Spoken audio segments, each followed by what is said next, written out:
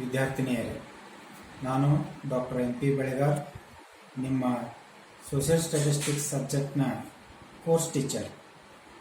ಈಗಾಗಲೇ social statistics ಸಬ್ಜೆಕ್ಟ್ನ ಎಲ್ಲ ಚಾಪ್ಟರ್ಗಳ ಬಗ್ಗೆ ನಿಮ್ಗೆ ಹೇಳಿದ್ದೀನಿ.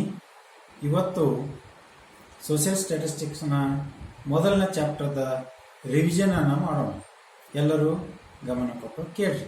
ಇವತ್ತು ಮೊದಲಿಗೆ origin and growth of statistics ಬಗ್ಗೆ ತಿಳ್ಕೊಳ್ಳೋಣ.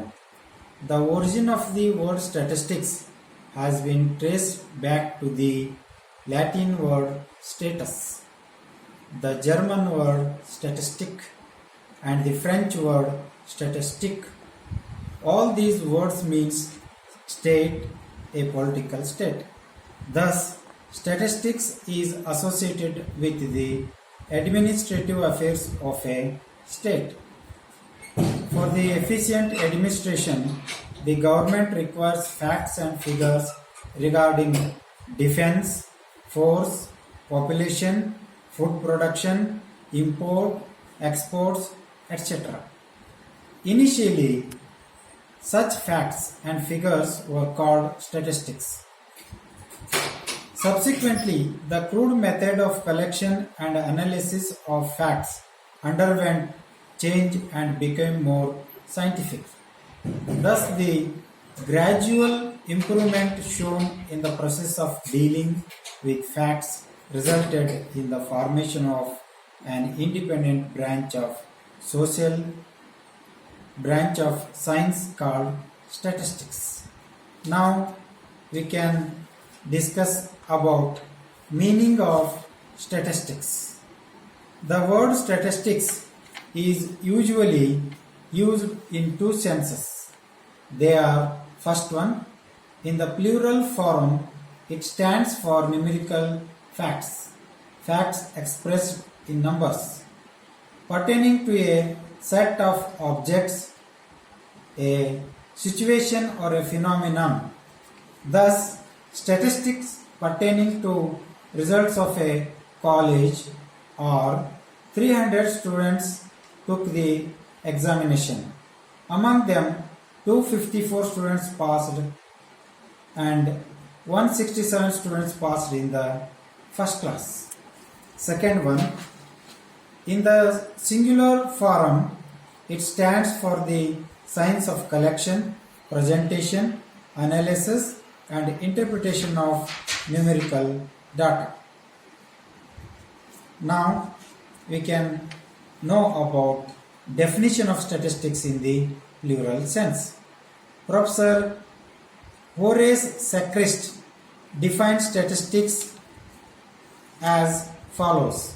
By the statistics we mean aggregate of facts affected to a marked extent by multiplicity of causes numerically expressed, enumerated, or estimated according to reasonable standards of accuracy collected in the systematic manner for a predetermined purpose and placed in relation to each other.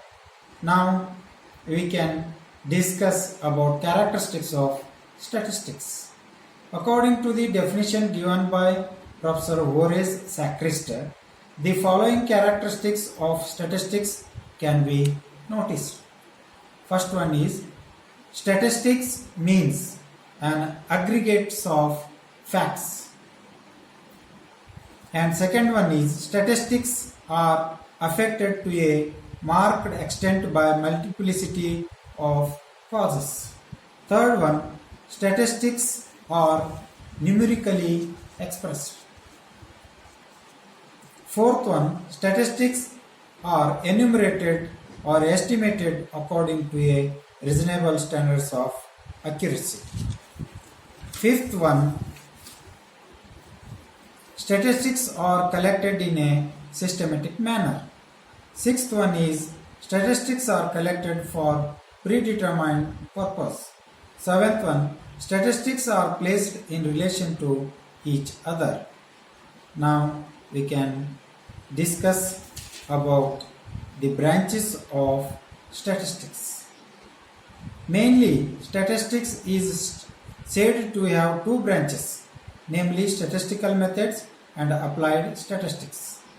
Statistical methods is the branch which deals with the general procedure of statistical analysis of numerical data.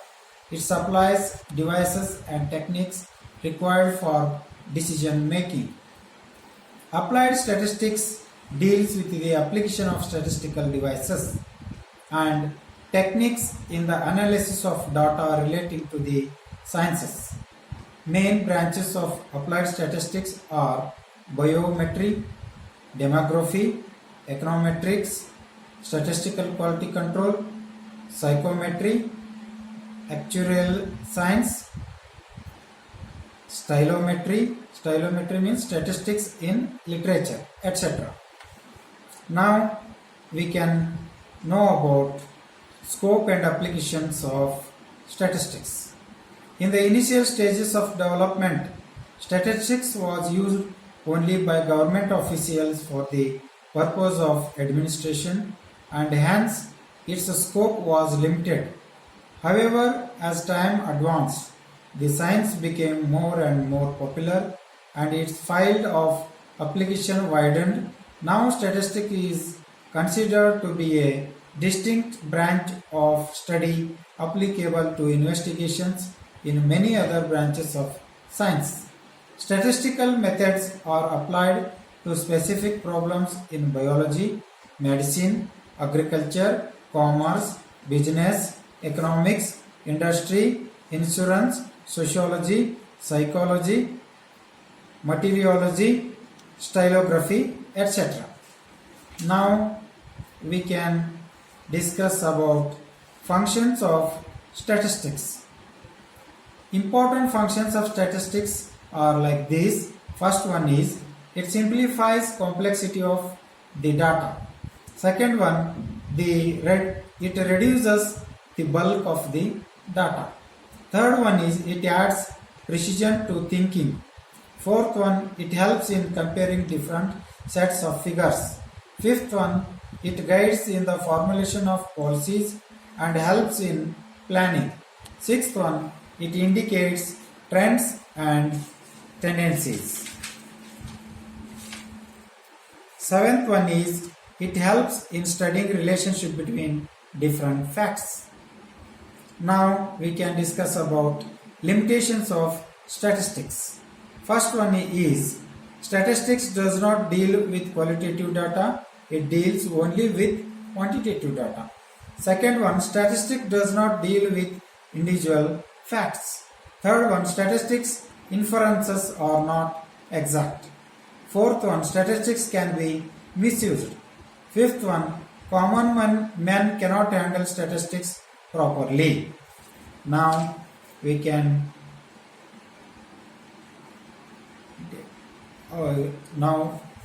discuss about meaning and origin and growth of statistics, functions of statistics, characteristics of statistics. ವಿದ್ಯಾರ್ಥಿನಿಯರೇ, ಇದು ಮೊದಲನೇ ಚಾಪ್ಟರ್ನ revision. ಇನ್ನು ಎರಡನೇ ಚಾಪ್ಟರ್ನ ಇನ್ನು ಮುಂದಿನ video ಕ್ಲಿಪ್ನಲ್ಲಿ discussion ಮಾಡೋಣ. ಇವತ್ತು ಇಲ್ಲಿಗೆ ಇಷ್ಟು ಸಾಕು. All the best. Thank you and all.